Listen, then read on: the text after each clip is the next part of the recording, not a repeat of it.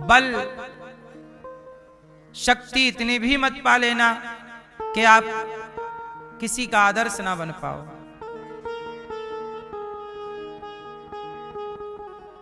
नदी कुएं से बोली, कुआ आ मेरे में मिल जा। कुआ बोला, बहन क्यों मिलाना चाहती है? नदी बोली कि मैं बहुत बड़े समुद्र को जानती हूं, तू बहुत छोटा सा कुआ है, मेरी पहचान बड़े समुद्र से है, तू चल मेरे में मिल जा, मैं तुझे बड़ा बना दूंगी, इतना बड़ा कि जिसका कोई अंत नहीं है, जिस समुद्र का कोई, उसकी गहराई का कोई अंत नहीं, बड़ा बनाती हूं। कुआ बोला, बहन तू बड़ी बन, मुझे बड़ा ना बना। क्यों? तू बड़ा क्यों नहीं बनना चाहता? कुआ नदी से रहा ना गया, कुआ तू बड़ा क्यों नहीं बनना चाहता भाई, बता दे। तब कुआ बोला, बहन तू मुझे समुद्र से मिलाकर बड़ा बनाना चाहती है, पर बहन ये बता समुद्र बहुत बड़ा है? नदी बोली, बहुत बड़ा है। कुआ बोला कि ये बता समुद्र इतना बड़ा है, कितनों की प्यास रोज बुझाता है बहन, जरा मुझे हिसाब दे दे, कितनों की प्यास रोज बुझाता है? नदी बोली, भैया वो तो एक की भी प्यास नहीं बुझाता। कुआ बोला, बहन तो मुझे बड़ा क्यों बनाती है? इतना बड़ा बनके मैं क्या करूं कि किसी के काम ना आ सकूं? छोटा हूं, हजारों की प्यास रोज बुझाता हूं, मुझे छोटा ही रहने दे। इतने भी बड़े मत बन जाओ साहब कि आप किसी के काम ही ना आए। छोटा सा कुआ अच्छा है, लोगों की प्यास तो बुझाता है।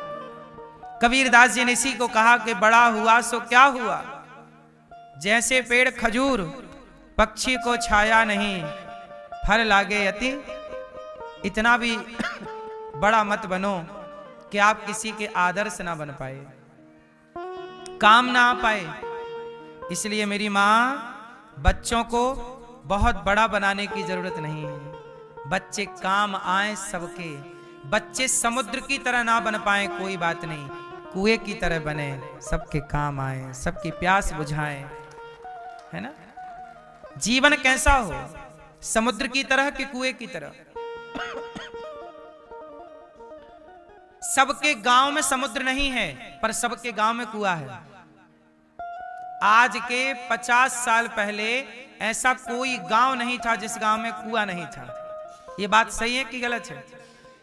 अब कुएं पैक हो गए, आज कुएं ढूंढे नहीं मिलेंगे, पर प्राचीन कुएं आज भी हैं। किसी गांव में कुएं, हमारे गांव में आज भी कुआं है। लेकिन मैं एक टाइम की बात कर रहा हूं कि एक समय ऐसा था कि सब गांव में कुएं थे, और एक नहीं, दो दो चार चार।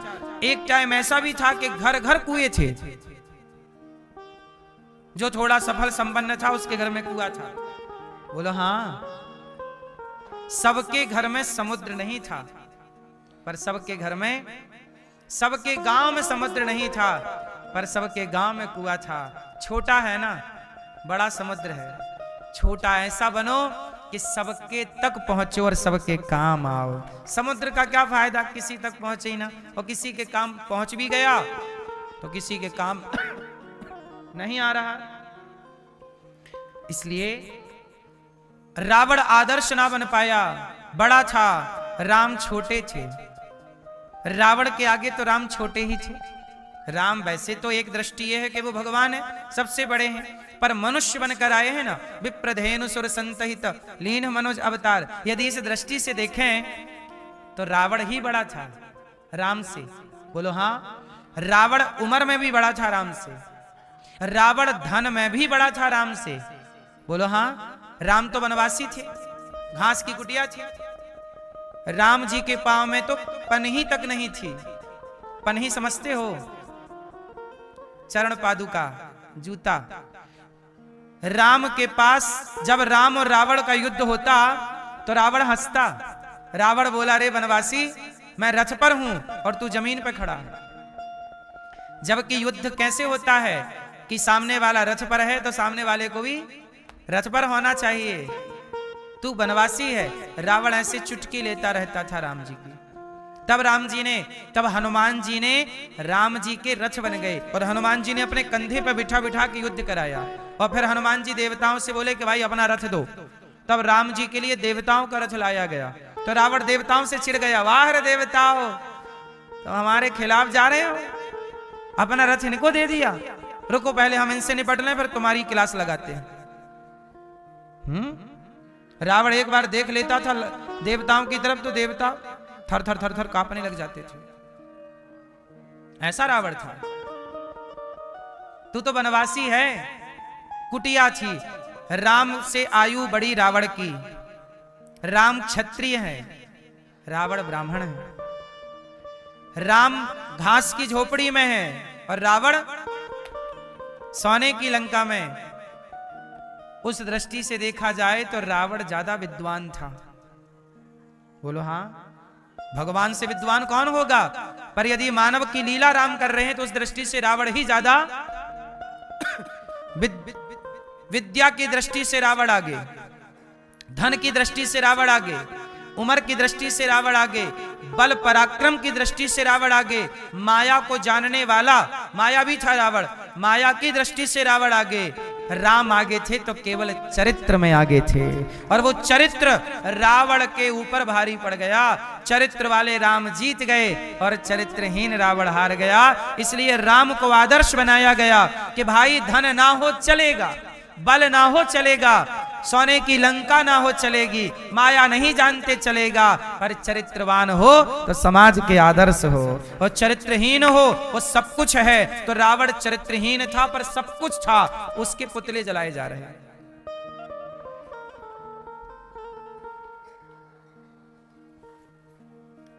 ये सीख है कितनी बड़ी है। अब फिर भी लोग ना सीखें तो दोष किसका है?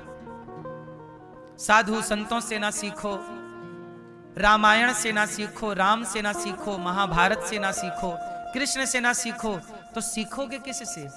तुम्हारा आदर्श बनेगा कौन? इसलिए जीवन में कोई आदर्श हो आपका। हमारे आदर्श राम है, कृष्ण है। भागवत जी में महिमा है, सच्चिदानंद रूपाय, भगवान सच्चिदानंद स्वरूप है, सारे दुखों को दूर करते हैं। इसलिए ये घमंड मत ले आना कि मैं कर रहा हूं। सारे दुख कौन दूर करता है? तापत्रय विनाशाय। 3 प्रकार के दुख होते हैं। क्यों? दुख कितने तरह के होते हैं? 3। तन दुखी, मन दुखी, धन दुखी। कोई तन का दुखी, रोगी, कोई मन का दुखी, परेशान, डिप्रेशन, तनाव, चिंताएं, मन का रोगी। तीसरा धन का रोगी, धन नहीं है, पैसा नहीं, परंतु जो भगवान की शरण में चला जाता है उसे ना तन का रोग, ना मन का रोग, ना धन का रोग। अच्छा एक बात बताएं, आप लोगों की काया रोगी है कि निरोगी है? आप निरोगी हो कि रोगी हो? बोलो, क्या हो? जोर से। रोगी हो तो रोगी बोलो, निरोगी हो तो निरोगी बोलो। कौन, क्या काया है आपकी? हैं? कुछ लोग रोगी हैं, कुछ लोग निरोगी हैं। किसी किसी को कोई बीमारी नहीं है, अच्छा भगवान करे किसी को कोई बीमारी ना हो। कई लोग ऐसे हैं 70 साल के हैं पर कोई बीमारी नहीं है, बढ़िया खा पी रहे हैं, मस्त, भगवान का चिंतन है। किसी की काया रोगी है, किसी की काया निरोगी है। सबसे बड़ा दुख क्या है धरती का? रोगी काया। जो व्यक्ति रोगी है वो सबसे अधिक दुखी है। और सबसे अधिक सुखी कौन?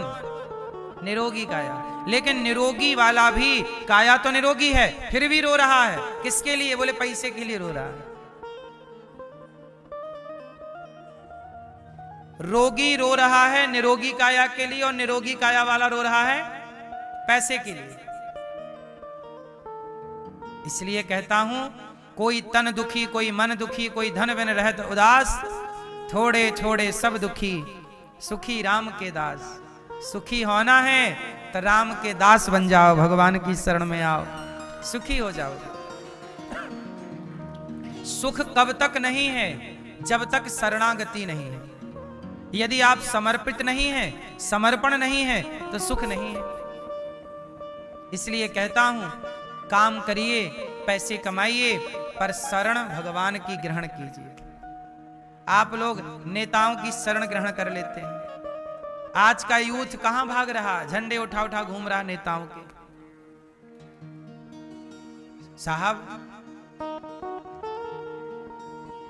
आप अपने को भी सफल बनाने में टाइम लगाइए, अपने को भी टाइम दीजिए। आपकी अपनी क्या पहचान है, आपका अपना स्टेटस क्या है, आपकी अपनी काबिलियत क्या है। अच्छे लोगों का साथ दीजिए, बुराई नहीं है, पर आप अपना भी तो ख्याल रखिए, अपने को भी आगे ले जाइए। आप पीछे ना रह जाएं, इसका आप ख्याल रखिए। और आपका ख्याल रखने वाला कोई नहीं है, आपका ख्याल आप रखिए।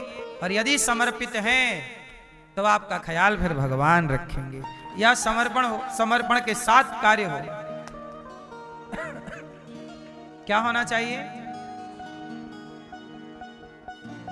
समर्पण। सुदामा जी का ख्याल किसने रखा? बोलो। सुदामा जी आखिरी तक समर्पित थे, और जब समर्पण हुआ तो सुदामा को वह मिला जो सुदामा को कभी नहीं मिलता। सुदामा कितना भी कमाते तो इतना ना पाते। वो केवल धन मिला, सुदामा को धन मिला, ये बात तो अलग है। सुदामा को सम्मान मिला। क्या मिला सुदामा को? कैसा मिला?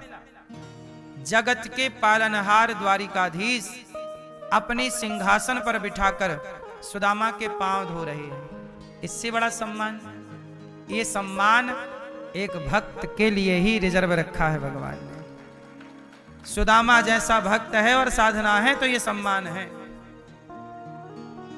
ये सम्मान ब्रह्मा का भी नहीं हुआ। बोलो हां।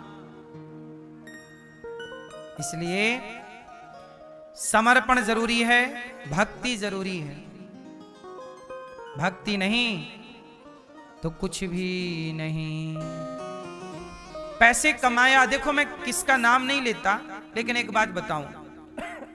एक आदमी थे, बहुत बड़े आदमी थे, बहुत पैसा कमाया, समाज में बहुत नाम कमाया, इज्जत कमाई, पैसा कमाए, बच्चे पैदा किए,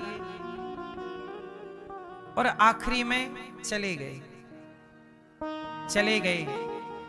क्या कमा के गए?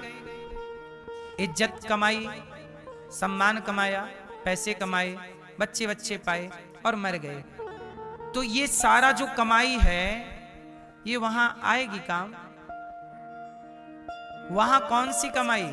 पूछा जाएगा महाशय से कि भैया तुमने कितना भजन किया, तुमने कितना चिंतन किया, काम में ही उलझे रहे, मान सम्मान में ही उलझे रहे, तूने भजन किया ना 2 घड़ियां? तूने भजन किया क्या? भगवान का स्मरण किया क्या? सारी जिंदगी उलझे। एक पक्ष तो मजबूत हुआ कि पद कमाया, पैसा कमाई, लेकिन जो आखिरी में चाहिए भगवत चिंतन। जब आदमी मर जाता है तो वो सब कुछ यहीं छोड़कर जाता है, लेकिन उसने जीवन में जो पुण्य कमाया रहता है वो पुण्य उसके संग चलता है। बोलो हाँ कि ना? इसलिए पुण्य कमाइए भैया। क्या कमाओगे? पुण्य। अमेरिका में ये वाला पैसा चलता है? बोलो हाँ कि ना? है? अमेरिका में, ऑस्ट्रेलिया में, लंदन में, चाइना में, किसी भी देश में भारत के अतिरिक्त ये वाला पैसा, जब ये पैसा यहां का बगल वाले देश दुबई में भी नहीं चलता, जब ये पैसा यहां का दूसरे देश में नहीं चलता, तो तुमने जो कमाया है तो ऊपर ले जाओगे क्या? ऊपर काम आएगा? ऊपर चलेगा? अमेरिका में इस पैसे को जमा करो बैंक में, डॉलर मिलेगा। फिर वो डॉलर वहां चलेगा। ऐसे ही जो कमाया है उस कमाई से पुण्य करो और पुण्य का धन लेकर चलो भगवान के पास, वहां पुण्य देखा जाएगा। क्या पुण्य लाए हो भाई साहब, दिखाओ कितने पुण्य लाए हो, कितना चिंतन किया। मीराबाई क्या कहती हैं? मीराबाई कहती हैं, पायो जी मैंने राम रतन धन पायो, मैंने जोड़ लिया, मैंने वो धन जोड़ लिया जो ऊपर काम आएगा। मैया आपने जोड़ा है? ये जो बटुआ लिए घूमती रहती हो मैया, इसमें यहीं चलने वाला धन समेटती हो, वहां वाला भी थोड़ा थोड़ा इकट्ठा कर लो, क्योंकि ये बटुआ टुआ, ये सोना तुमने पहना होगा सब उतार लिया जाएगा, कान के झुमके उमके सब उतर जाएंगे। और पांव में पहले की मैया इतनी बड़ी हथकड़ी पहनती थी, बेड़ियां, बोलो हाँ, पहले मैया इतनी मोटी मोटी पांव में क्या पहनती? बेड़ियां, टोड़र, सब यहीं उतार लिए जाएंगे। हाँ या ना? वहां क्या चलेगा? कौन सा धन पायो जी मैंने? राम रतन धन पायो। इसलिए मेरी माँ, जोड़ लो भगवान के नाम का धन, काम करो, नाम जपो, है ना, अच्छे काम करो, भला करो, किसी को भोजन दो।